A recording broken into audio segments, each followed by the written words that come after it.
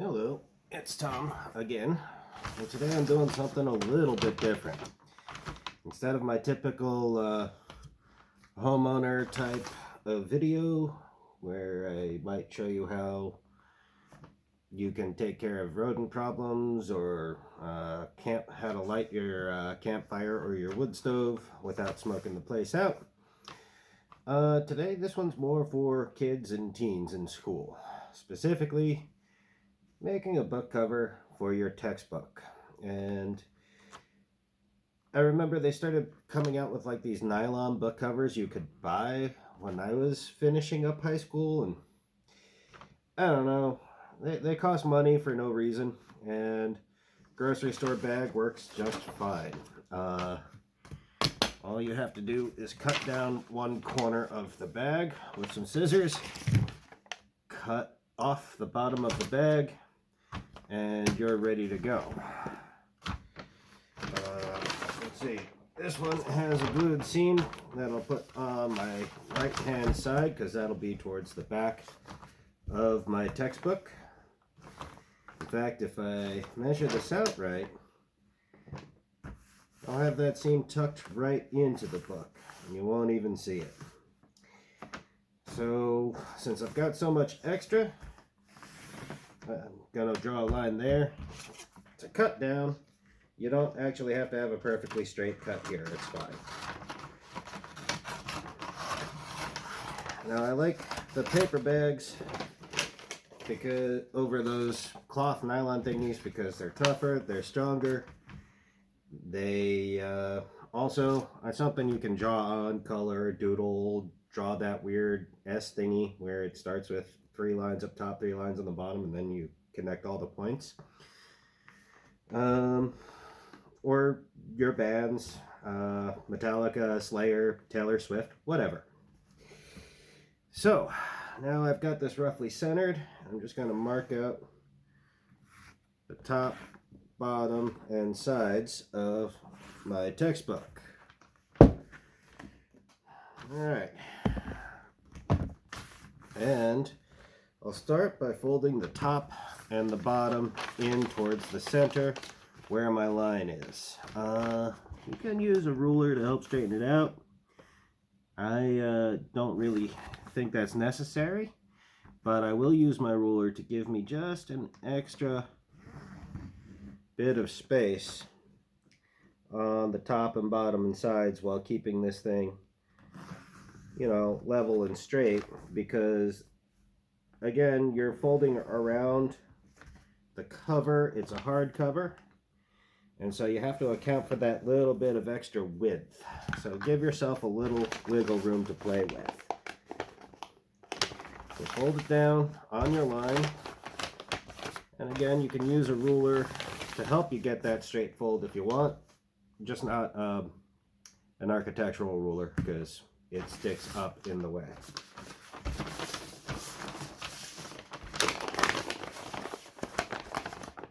Now I get that folded. Get this one folded. And you can use the existing creases in the bag too to keep your line straight. So you know the bag has its own manufactured fold here. So you're straight if that manufactured fold lines up with itself in the middle. Same with the other folds. And that'll help keep you reasonably straight.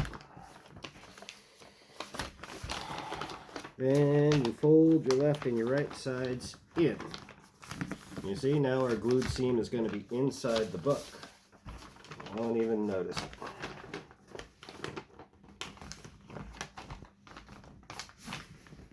Alright. Now, if I measured this out right, cool. And if not, well, I can adjust just a little bit.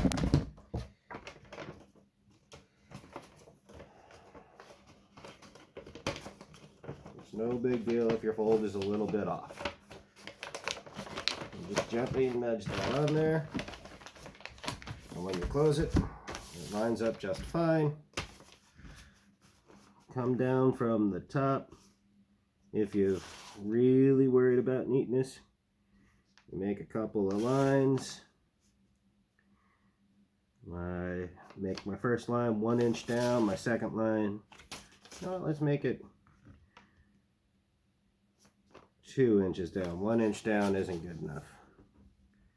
Alright, so we'll have a line 2 inches down, a line 3 inches down. I make a dot for each one of those lines. I go across,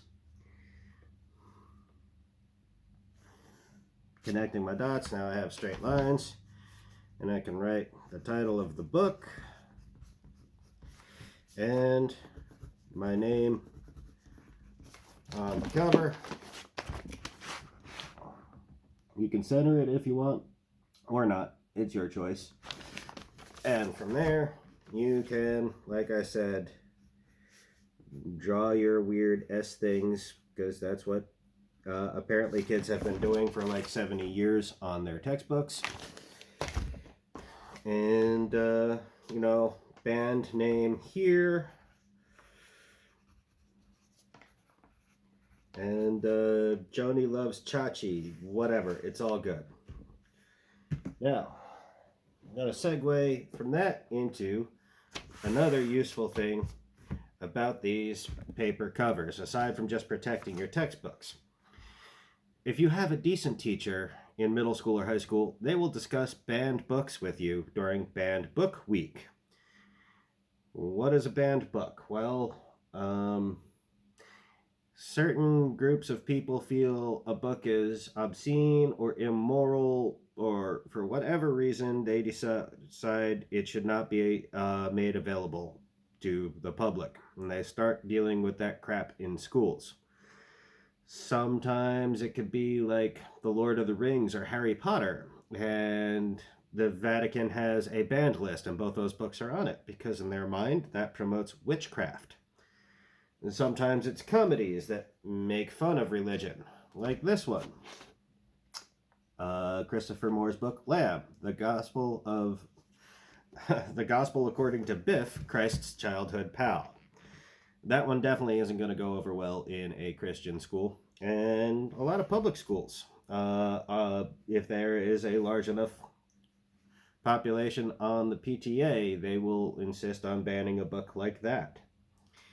Then there's educational ones, like Go Ask Alice, which teaches kids about drugs, but in a different way than the failed DARE program, where they teach you everybody who does drugs and is on drugs is bad, and you should run away from them and tell on them. And instead, it shows you a normal human being who made a couple of bad choices and became an addict, and they weren't a bad person, but they had a lot of problems, and it gave you a more real, honest look at, you know, what a drug addict is. And people didn't like that.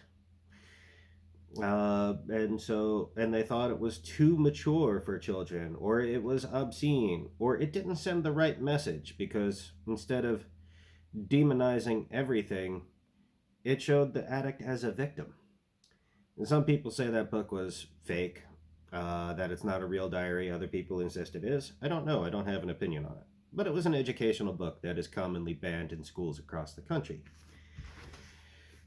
And so if you have a good literacy teacher in, you know, middle school, they will teach you that you put one of these covers on one of these banned books, and suddenly no one knows you're reading that banned book in school. And, you know, a lot of good teachers out there, well, they'll see this paperback and they'll know it's not a textbook, but they'll be like, okay, you can have that. I'll leave you be, because you're learning and you're reading for fun.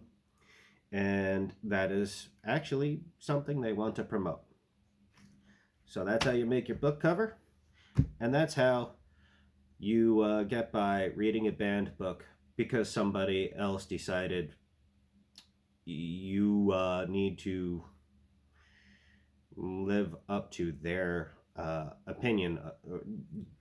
You know what I mean. They just don't want you to read it because they dislike the book, and they think you should dislike it without ever having read it yourself. Well, there you go. Free thinking, as well as how to wrap your textbooks up. Have a good one.